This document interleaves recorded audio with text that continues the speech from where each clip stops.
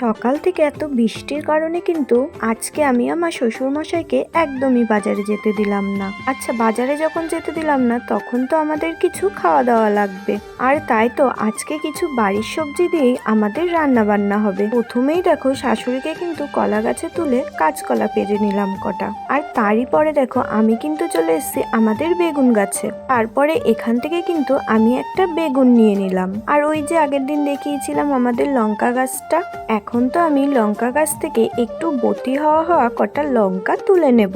দেখো আজকের ক্যামেরাম্যান কিন্তু আমার শাশুড়ি মা, সেভাবে উনি ফোন ধরতে একদমই পারে না।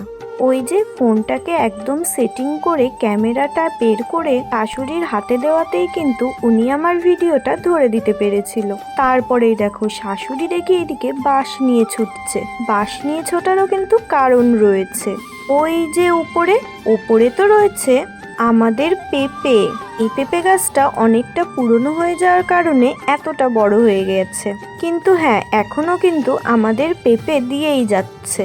আর এবছরে যে পেঁপে গাছ লাগানো হয়েছিল তার থেকে কিন্তু এখনো পেঁপে পাইনি, তবে হ্যাঁ পেঁপে কিন্তু ধরা শুরু হয়ে গেছে। নাও তাহলে এদিক থেকে কিন্তু একটা পেঁপেও পেরে নিলাম।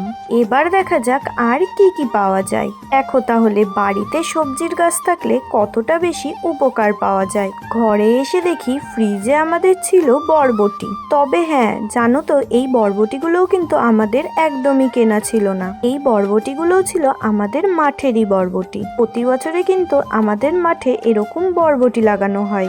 এর দিন বেছে বেছে ভালো বরবটিগুলো আড়তে দেওয়া হয়েছিল, আর তারই থেকে কিছু হিঙে লাগা বরবটিগুলো আমাদের বাড়িতে খাওয়ার জন্য রাখা হয়েছিল। এইদিকে কিন্তু গাছের থেকে উচ্ছে নিতেও চলে এসেছিলাম। যেহেতু আজকে একটা পাঁচমেশালি ঘ্যাট রান্না হবে, সেহেতু কিন্তু বাড়ির মানুষ হিসেবেই হিঙে লাগা বরবটিগুলোই খাওয়া হলো। আর দেখো পটল, যে এগুলোও কিন্তু আমাদের মাঠেরই পটল। এই যে ভালো জিনিসগুলো আড়তে নেওয়া যাওয়া হয়, আর একটু কমা সবজিগুলো তো আর ফেলে দেওয়া যায় না, সেগুলো কিন্তু আমরা বাড়িতেই খেয়ে ফেলি। দেখো এবার কিন্তু আমি সবকিছু ধুয়ে বেছে রেডি করে দিয়ে দিয়েছিলাম।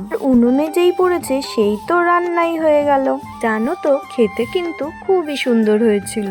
রান্না হতে না হতেই আমি কিন্তু এই ঘ্যাটের তরকারি দিয়েই খেতে বসে পড়েছি। আর এখন আমি টেস্ট করে দেখবো তরকারিটা আসলে কি রকম হয়েছে। সত্যি বলতে এক কথায় কিন্তু দারুণ হয়েছে। তাহলে আজকে বুঝতে পারলে তো গ্রামে থাকার উপকারিতা কতটা। আজকের মতন এই অবধি।